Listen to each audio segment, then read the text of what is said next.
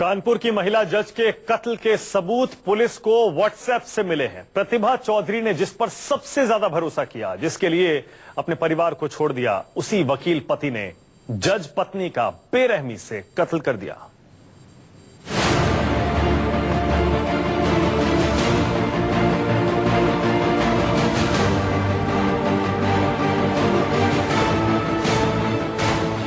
WhatsApp से खुला महिला जज के कत्ल का राज।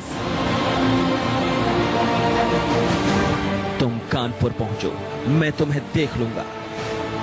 इस काले कोट वाले कातिल ने न सिर्फ कानपुर देहात की जुडिशियल मजिस्ट्रेट का कत्ल कर दिया, बल्कि एक लड़की के प्यार और भरोसे का भी ये कातिल निकला। जो पति कल तक सबके सामने अपनी जज पत्नी की मौत का मातम मना रहा था, मेरी वाइफ थी, मैंने एकदम पकड़ा, प्रतिभा तूने क्या कर लिया यार जी। जो पति कुछ मालूम न होने का ढोंग कर रहा था, आया, मैंने देखा गेट बंद है, बहुत खटखटाया। वही वकील पति अपनी जज पत्नी का कातिल निकला। अभी तक जितनी साक्ष्य उस हिसाब से महिला की गला दबा की हत्या इसके द्वारा की गई। वो प्रतिभा शुक्ला जो घरेलू हिंसा की सताई महिलाओं को इंसाफ देती थी, उस रात इस वकील पति ने व्हाट्सएप पर जज को देख लेने की धमकी दी, डंडे से प्रतिभा की बुरी तरह पिटाई की, ब्लेड से प्रतिभा की कलाई को 16 जगहों से काट दिया, प्रतिभा की गर्दन पर भी ब्लेड चला दिया।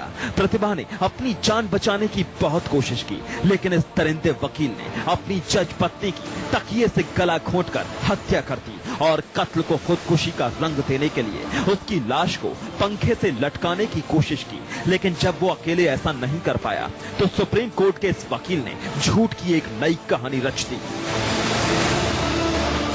पति का आना कल यहाँ पे मॉर्निंग में ही प्रमाणित है।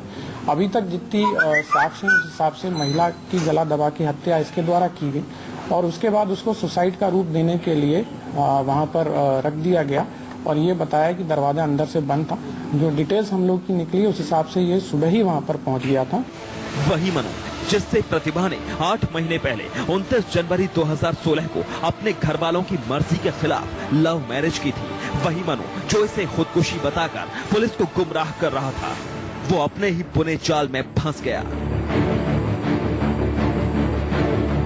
दोनों परिवारों में काफी कशीदगी चल रही थी, जो अभी तक की चीज निकल के आई। जो मृतका के परिवार वाले हैं वो कल भी ये चीज को कह रहे थे कि लड़का इनको अपने घर वालों से बात नहीं करने देता था। दोनों के बीच के अंदर इस चीज को लेकर कशीदगी थी और साथ ही साथ ये जो अबॉर्शन वाली बात है ये व्हाट्सएप के मैसेज से निकल गया।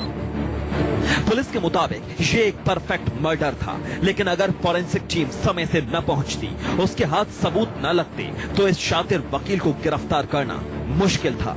किसी को शक भी नहीं होता कि महिला जज का कातिल उसका ही पति है, अगर दिल्ली हाई कोर्ट और सुप्रीम कोर्ट में प्रैक्टिस करने वाले इस वकील ने जल्दबाजी में अपनी बेगुनाही के सबूत पुलिस के सामने गिनाने शुरू न कर दिए होते।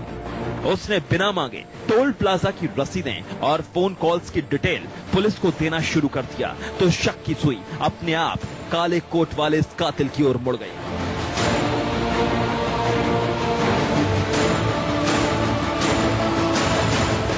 शातिर वकील ने पुलिस को बताया कि जब वो दिल्ली से घर पहुंचा तो दरवाजा अंदर से बंद था और उसने कुंडी तोड़कर अपनी जज पत्नी की लाश फंदे से नीचे उतारी, लेकिन ऐसा कोई निशान वहां पुलिस को नहीं मिला।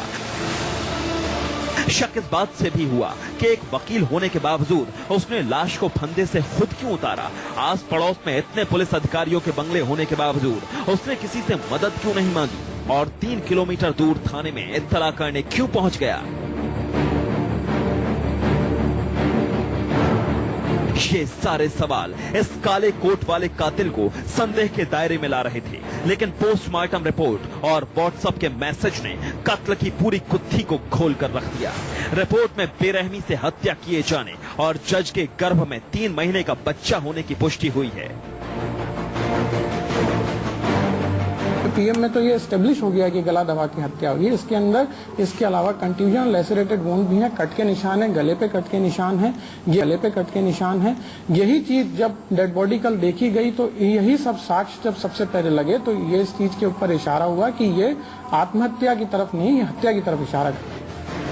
जज प्रतिभा को वकील मनु की रंगीन मिजाजी का पता चल गया था। वो मनु से मिलने दिल्ली पहुंच गईं। मनु ने उन्हें स्टेशन पर रिसीव तो किया, लेकिन रास्ते में ही दोनों के बीच झगड़ा हो गया। प्रतिभा मनु के एक्स्ट्रा मैरिटल अफेयर से नाराज थी और मनु प्रतिभा पर अबॉर्शन का दबाव डाल रहा था। प्रतिभा कानपुर लौट आई और मनु ने कत्ल के कुछ घंटे पहले व्हाट्सएप पर देख लेने का मैसेज भेजा। तुम कानपुर पहुंचो, मैं तुम्हें देख लूंगा। अब ये संदेश उसके मर्डर मोटिव का सबसे बड़ा सबूत बन गया है। हालांकि अभी तक मनु ने इकबाल जुर्म नहीं किया है।